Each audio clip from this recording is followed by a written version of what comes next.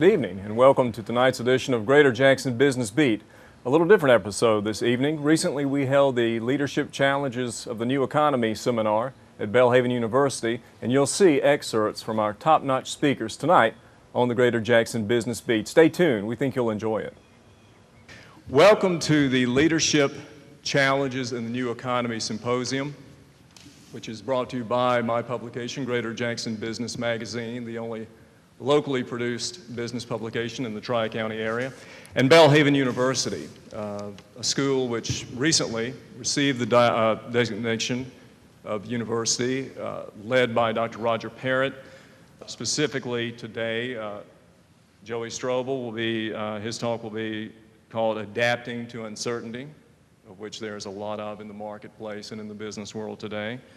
Monique will be speaking on the leadership dance, appropriate after what we just saw, knowing where to lead and knowing where to follow. Jeff will be giving a presentation which he is certainly qualified to speak upon, given his many restaurants. Working Together Works. Liza Lucer will be speaking on what's God got to do with it, keeping the faith and sense of purpose during any crisis.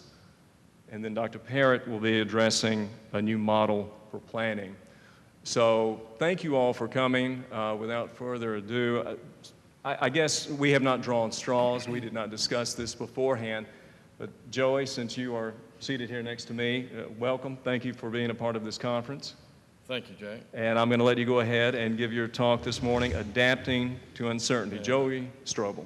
I picked a bad seat, I can tell that. Certainly an honor to be here today, especially proud to be on the program with these business and community leaders that Dr. Parrott and Jack lined up.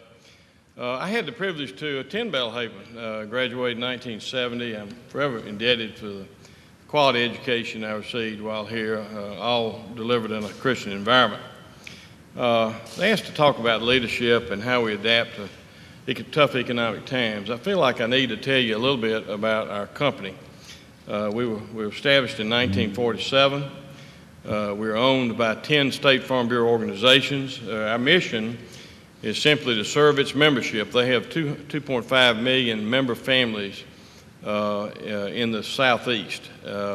We offer life insurance, annuity, long-term care, accident health products through 4,300 captive agents in 10 southeastern states. We'll be moving into Colorado in July of next year, so that'll put us in 11 states. Today we have $103 billion of life insurance in force.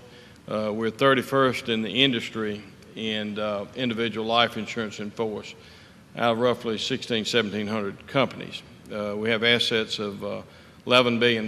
We have surplus of $1.7 billion, and we have annual revenues of about $1.3 billion.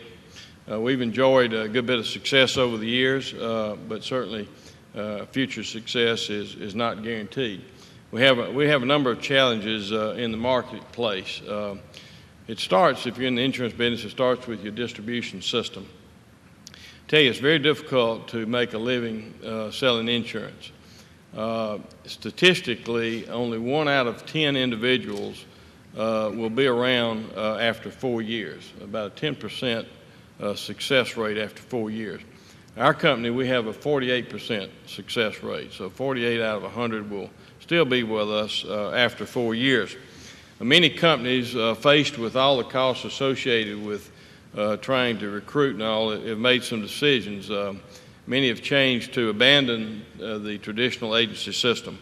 They want to sell through banks, brokerage houses, sell by direct mail over the internet, and they'll compete with the other companies that have a traditional agency system on price. Others have decided to take a shortcut and just simply proselyte other companies' good agents, just still good agents. And we have some of that. We decided to invest in our existing distribution system. We're not going to compete against them over the internet or direct mail. We're going to just try to support them and make it easier for them to do business with our company.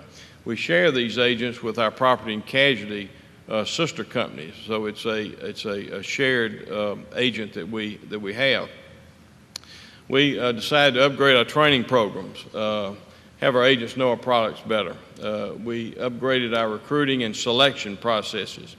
We moved from a levelized commission program to a heaped program. We've embraced technology, strong emphasis on technology. We've recently rolled out electronic applications where the agents can go online and submit the business to us. It speeds the underwriting issue process, also eliminates the problems with errors and omissions that are left out on the application.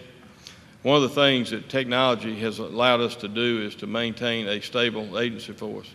Probably one of the most important facts that we're proud to talk about in our company is in 1985, we had $15 billion of life insurance in force and 665 employees. Today we've got 650, and as I said, we've got $103 billion. Technology has allowed us to do that. We instituted a conservation department.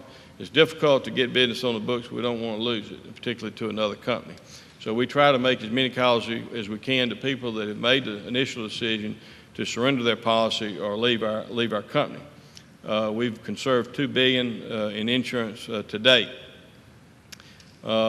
Things can change. You have to we're in the risk business, so we have to anticipate a lot of things. One thing we didn't anticipate was the really strong downturn in the economy in 2008.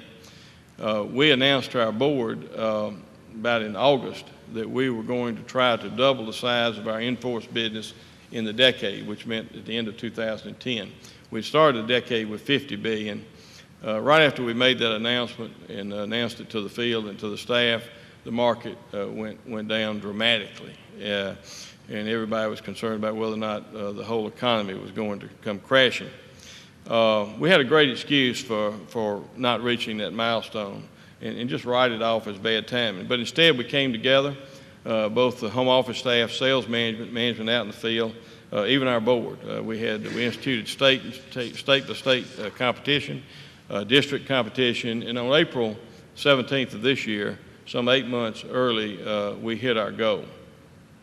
We were very pleased with that, and we attribute the success so much to the men and women that went out and went to their clients, assessed their needs, and offered solutions. People that lost a lot in the stock market, housing values, that sort of thing, they don't know how long that's going to take to recover, but they could build up their asset with the purchase of life insurance.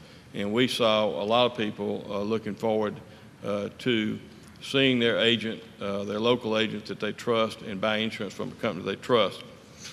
So we think that, for one thing, you cannot let unforeseen events keep you from achieving your objectives. You need to be creative. You need to stay focused. You need to rely on your people, and above all, you don't need to accept defeat. I'm taking too much of my time, Jack, but those are my comments. Any questions? Joey, let